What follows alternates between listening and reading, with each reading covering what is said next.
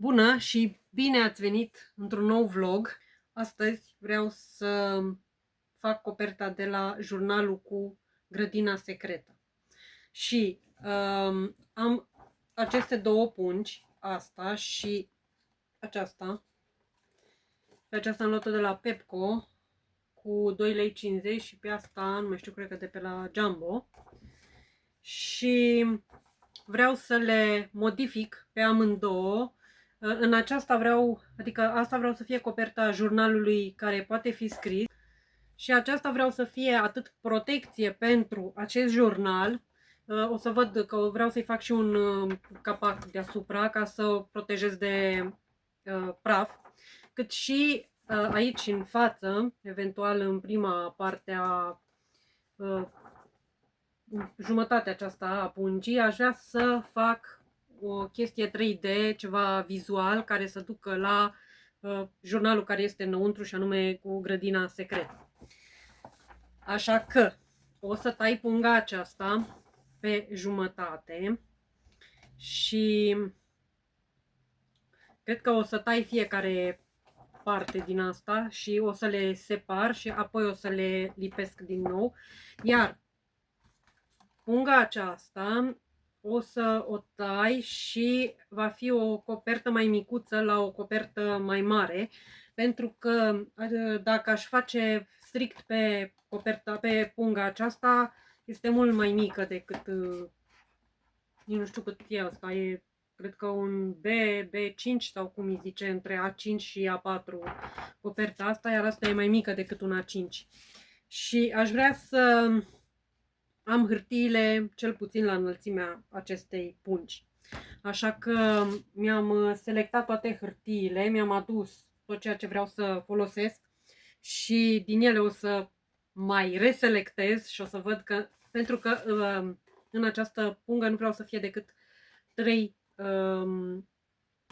semnături sau cum le zice, 3 părți din acestea de caiet pe care să pot scrie. Așa că nu vreau să le fac foarte mari și a doua parte, pentru că a doua parte aș vrea să o fac după ce voi face acest jurnal. Adică aș vrea să poată fi mărit ca să, în funcție de cât voi pune de multe decorațiuni în el. Și gândindu-ne și că acest jurnal va fi pe site, așa că îl voi pune la vânzare, care îl vreți dintre voi, și mă gândesc că veți vrea să-l faceți să fie al vostru, să-l personalizați. Deci va trebui să fie extins, așa că mă gândesc acum cum să fac, să pot să fac această copertă flexibilă, vreau să zic, partea aceasta din spate, în care va veni jurnalul de aici încolo. O să trebuiască să mă gândesc, dar până una alta o să tai chestiile astea și o să mă ocup de ele. Așa că mi-am adus toate decorațiunile aici și am materialul ăsta. Las că am luat și o chestie de asta.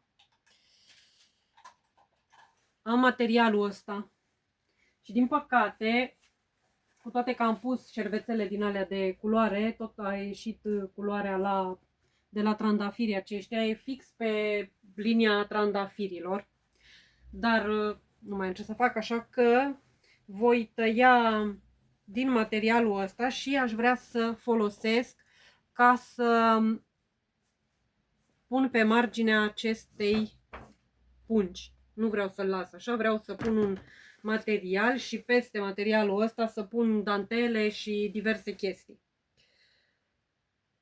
Dar să văd cum voi face asta. Oricum, o să întorc camera și o să ne apucăm de decupat, tăiat și alte chestii. Și mai vorbim pe parcurs.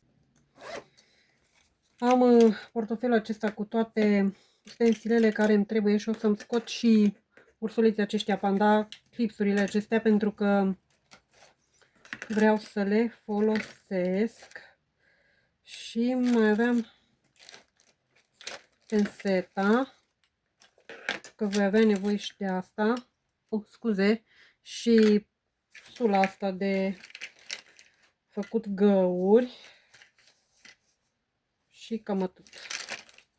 Dacă voi mai avea nevoie de ceva, voi vedea.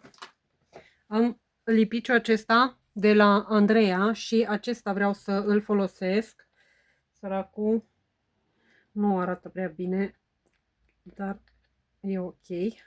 Și de asemenea o să mai folosesc pistolul de lipit, pentru că pe margine și aici în prima porțiune aș vrea să lipesc așa cum am făcut la grădina aceea zen. Și din cauza aceasta va trebui să tai această pungă, dar mă gândesc că nu aș vrea să scot aceste mânere. Le-aș lăsa și n-aș scoate nici la asta, ca să fie așa, nu știu. Deși s-ar putea să trebuiască să scot în partea asta și să mut la capătul unde, da, unde voi pune cealaltă copertă, care cred că va fi, ba nu, nu va fi tot asta, pentru că asta va veni aici. Ok, o să tai acum, să văd cum tai. O să tai jumătate.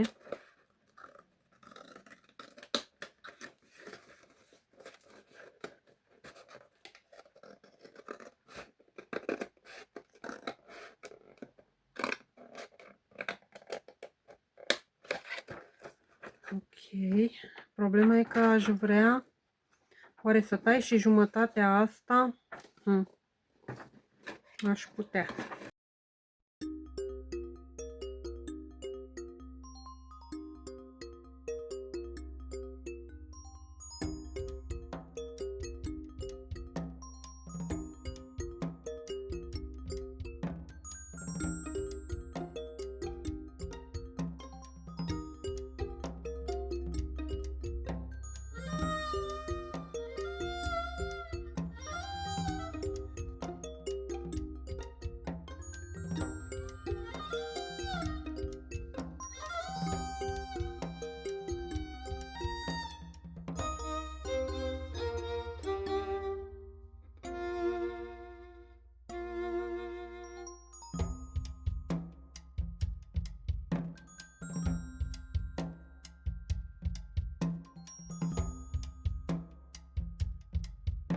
Spatele ăsta va fi vizibil, deci vreau să aleg niște cartoane mai vesele. Ăsta nu, dar am așa. Ăsta e mult prea mic. Acesta e de la Andreea, dar e mult prea mic. Și am unul așa.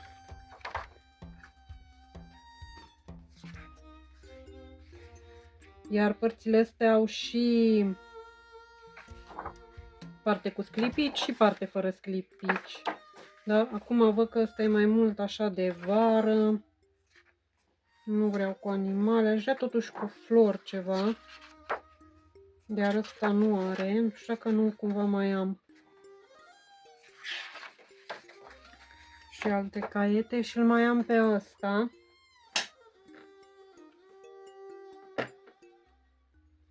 Și ăsta are. Aș putea să... Dar vrem să fie mai strong. Am așa. Sper că vedeți. Oh, și ăsta îmi place. Sunt cu două fețe. Mai e și ăsta.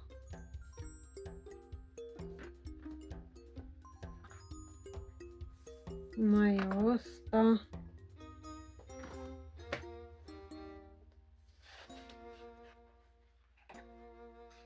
Astea cred că sunt cam la fel, nu. Aproximativ așa. Mai e ăsta. Și ăsta e frumos. Sunt așa vintage chestiile astea. Da, cred că o să...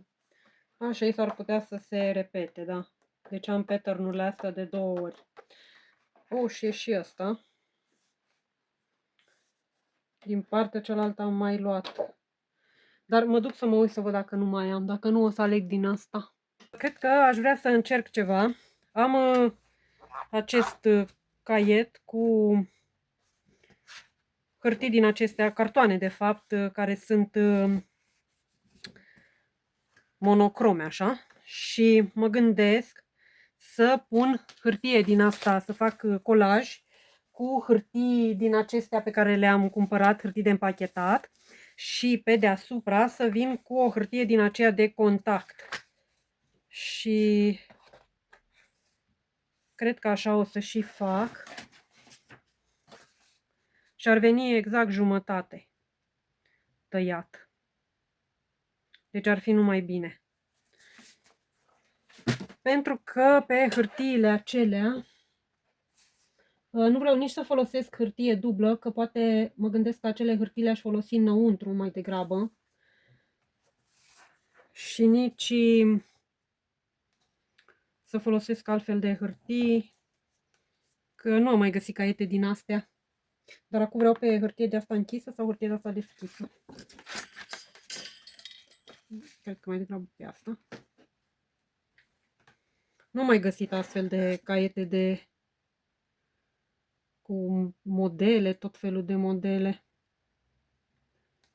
Ok.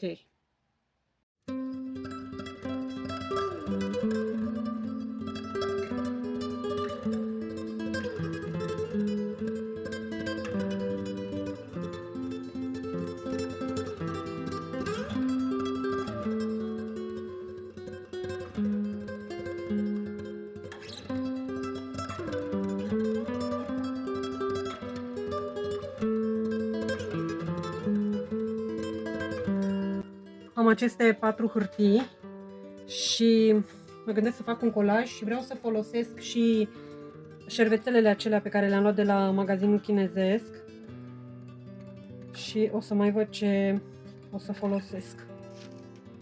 Am tăiat hârtiile, aici sunt cele 4 și sincer ce bună este o sculă din aia de tăiat hârtia de împachetat. Am văzut la Larisa, dar nu am reușit să-mi cumpăr. Și mai vreau să îmi aduc ceva. Mi-am adus șervețelele acestea, sunt mici.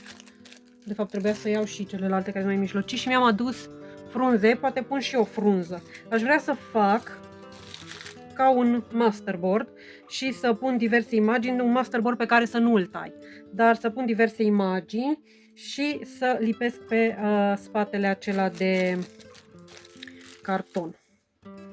Și o să tai bucățele, dar să văd cum.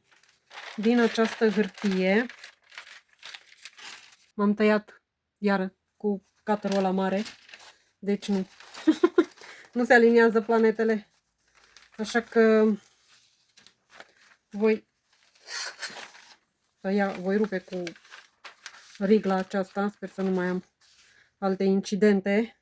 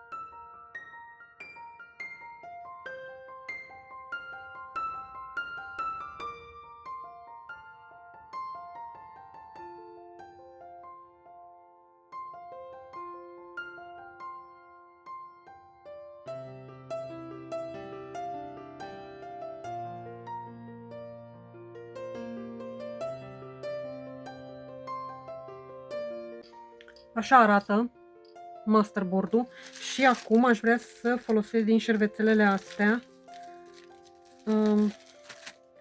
Încă nu știu să folosesc eu și șervețele din celelalte, dar nu cred. O să folosesc în zona asta unde nu am nimic.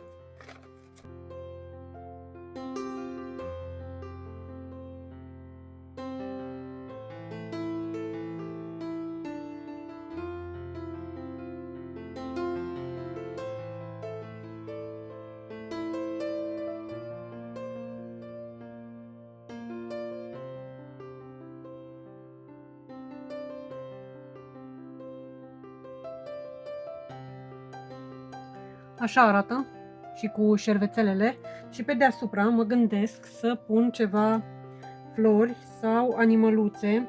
Cred că am ceva stickere, o să caut și o să mă întorc.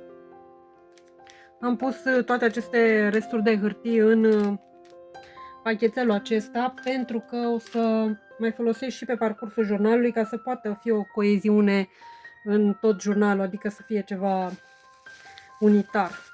Și am găsit chestiile astea care sunt șervețele așa de flori și mai am și chestiile astea, dar nu o să le folosesc că deja sunt prea multe șervețele, dar pe lângă toate alea am găsit caietele acestea pe care le-am luat de la Lidl și de pe peste tot și au tot felul de imagini așa și mă gândesc să le folosesc pe acestea. Am și așa, aici sunt mai mult frunze. Am chestiile astea, nu știu dacă le voi folosi. Am trandafirul ăsta, care priviți ce frumos e. Și imaginea asta, dar nu știu dacă voi folosi. Vreau să folosesc doar imaginile aici. Nu știu exact dacă voi putea folosi ceva. Și de aici frunze. Frunze și mai am animăluțe aici. Și să vedem ce mai avem. Tot așa animăluțe, fluturași. Dar o să mă uit și prin stickere ca să văd exact că am și stickere cu animale. Am găsit caietele acestea cu stickere cu animale și chiar dacă au alb în jurul lor, este ok pentru că vreau să iasă puțin în evidență. Am aici fluturi și flori și caietul acesta cu animăluțe de la Zoo. Nu știu exact dacă voi folosi toate chestiile astea. Am găsit și stickere și astea sunt stickere care lucesc în întuneric și sunt cu zâne. Dar voi vedea ce voi pune. Așa că înainte de stickere o să încep cu chestiile astea. Cu asta nu cred pentru că nu are... Vreau imagini așa care să iasă puțin în evidență. Să vă fac loc să și vedeți. De exemplu, frunza asta.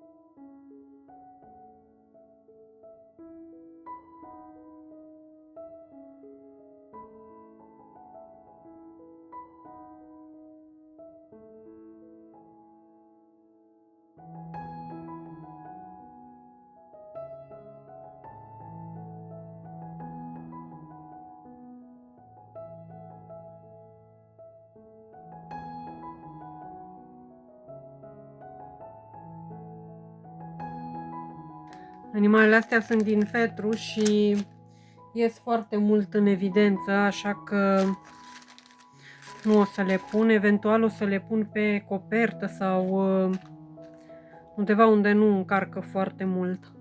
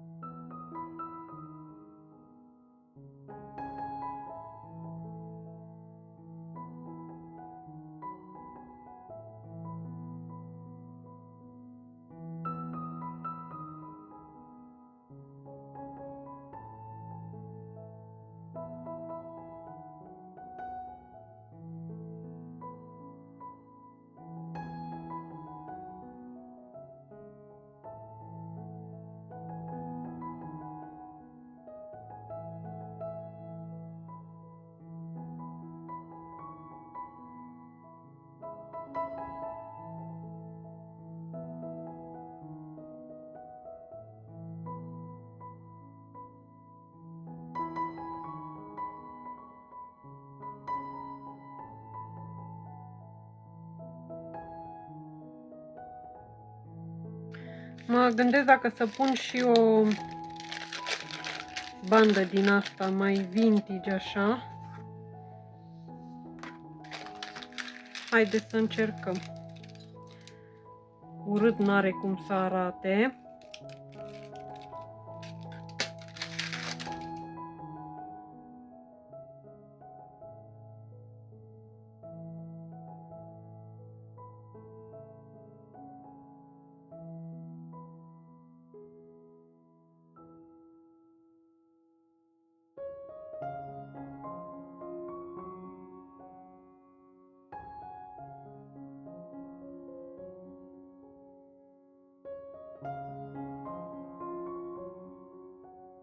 Așa arată și cu bandă din asta vintage.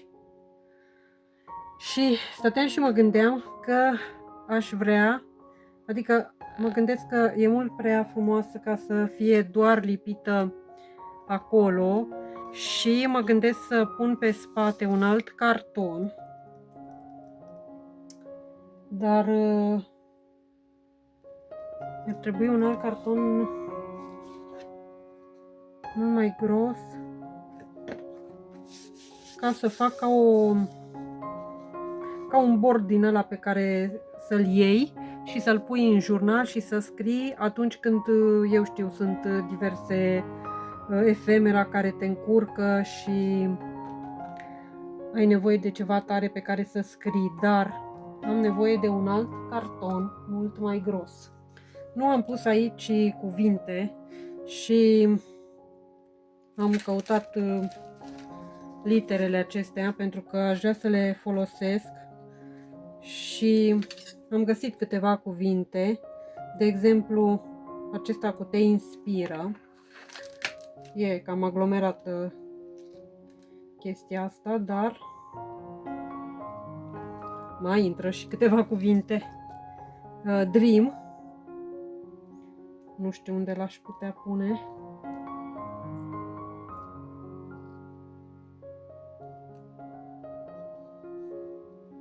Și nature.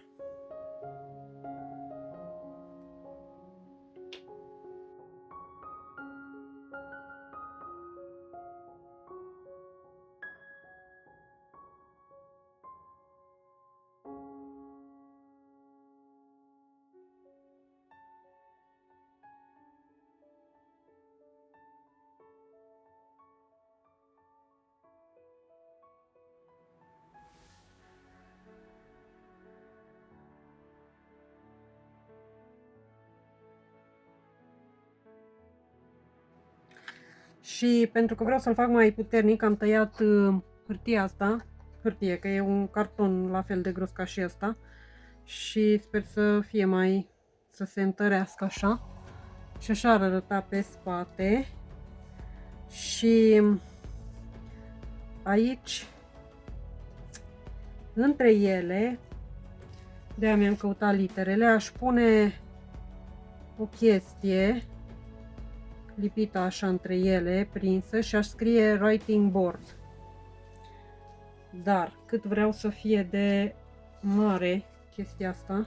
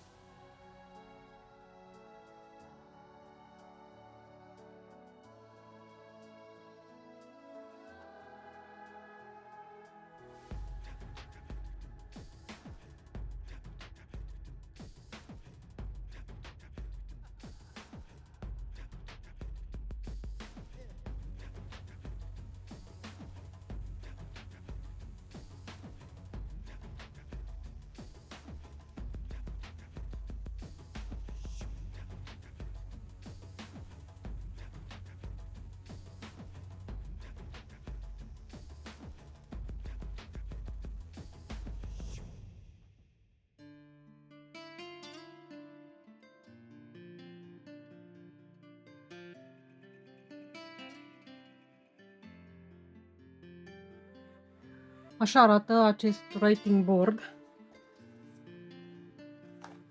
Acum o să-l pun sub ceva tare și o să se îndrepte. Oricum, pe chestia asta vreau să mai pun un carton, așa că o să fie cât de cât întărit.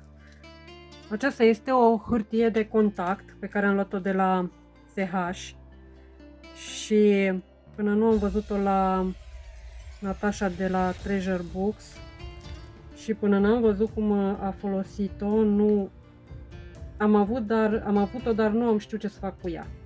Adică o am, cred că de vreo 3 sau 4 ani și nu am știut ce să fac cu ea.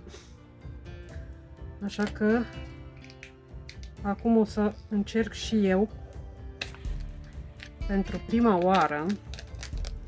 Și ea făcea foarte multe lucruri și stickere, tot felul de chestii.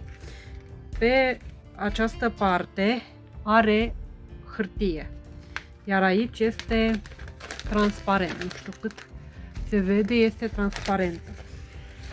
Imaginea se va lipi pe această hârtie, adică se desface hârtia și se lipește imaginea pe chestia asta. Problema e că aș vrea să fie, deci trebuie să fie dublă ca să o îndoi. Adică ar veni cam așa. Am măsurat cât de cât și o să o tai până aici.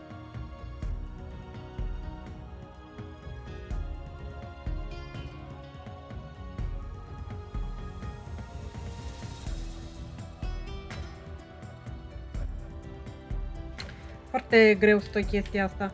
Deci o desfac. Deci că până la urmă e jale și cu desfăcut-o.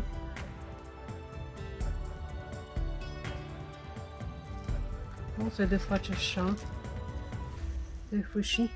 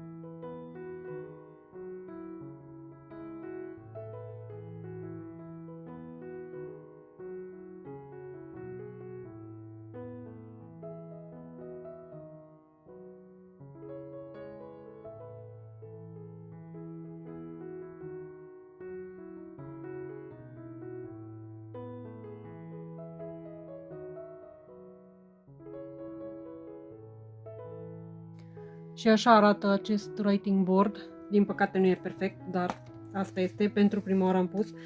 Trebuia, cred că trebuie să tai în fâșii mai micuțe chestia aia și abia apoi să o așez. Asta trebuie să fie perfect dreaptă, dar la mine tot îndoind-o pe aici s-a făcut cu vălurele. Însă așa arată. Acum o să lipesc cartonul ăsta pe spatele acestui carton.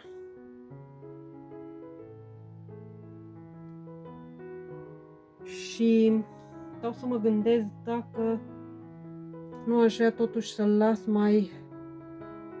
să las margine aici ca să pot să lipesc de cutia aceea și cred că așa voi și face.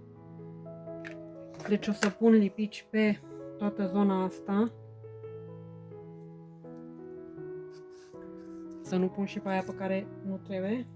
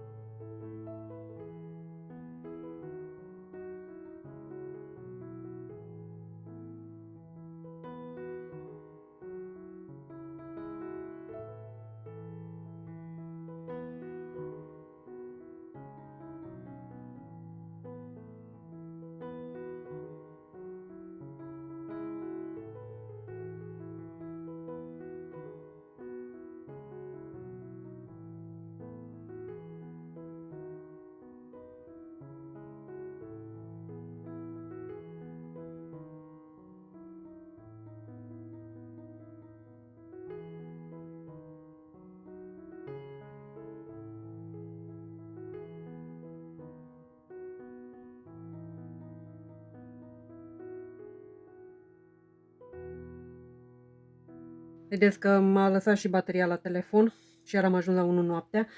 Aceasta este partea pe care voi face și m-am gândit că am chestiile astea și m-am gândit să le pun aici deasupra acestei păsărele ca să pară așa că e, nu știu, că se vede așa translucid.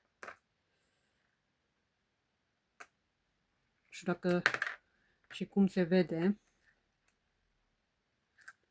Dacă se vede prin chestiile astea.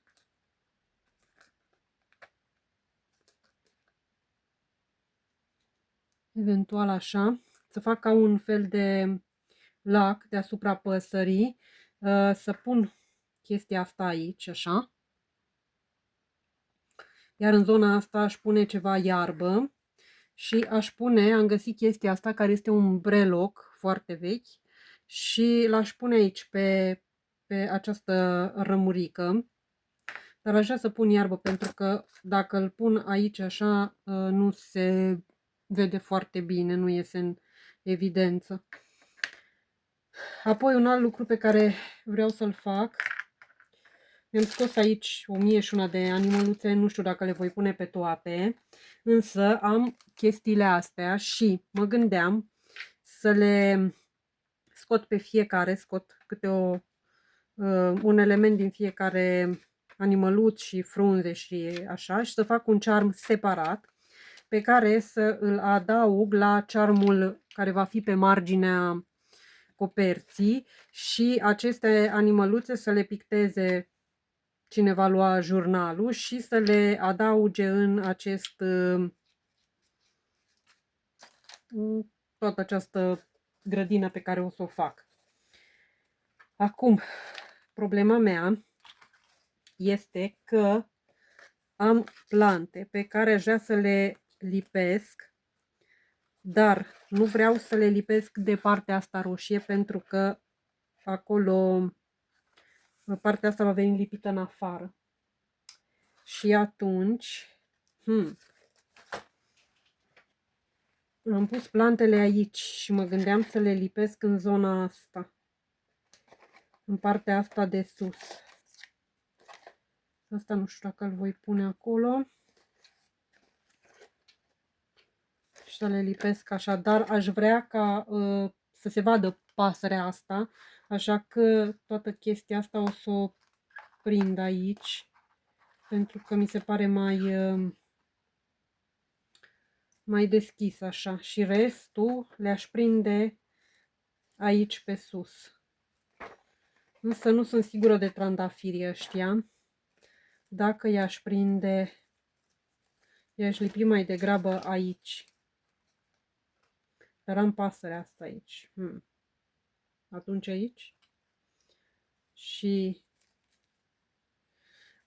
mai întâi o să fac, o să lipesc pietrele acelea și după aia mai vedem. Pentru că încă nu îmi dau seama cam ce aș vrea să fac și deja am tăiat foarte multe și cred că vor fi foarte aglomerate.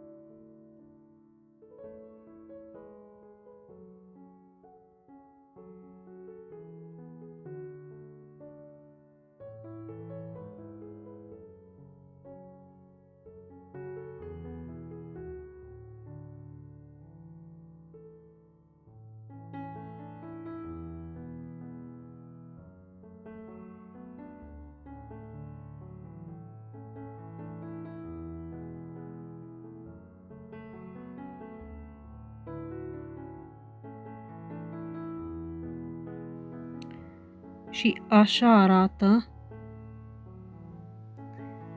Am reușit să fac interiorul, nu știu cât se mai vede la lumina becului, dar o să vă arăt mâine sau data viitoare când voi reuși să fac,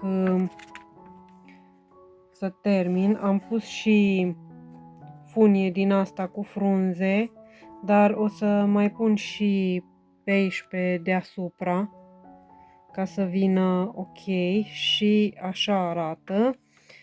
Și ăsta este interiorul acestei casetuțe care ne duce în grădina secretă și la jurnalul cu grădina secretă. Ce părere aveți? Vă place? Mie chiar îmi place cum a ieșit. Chiar mă bucur că am avut ideea să fac chestia asta. A fost destul de challenging pentru că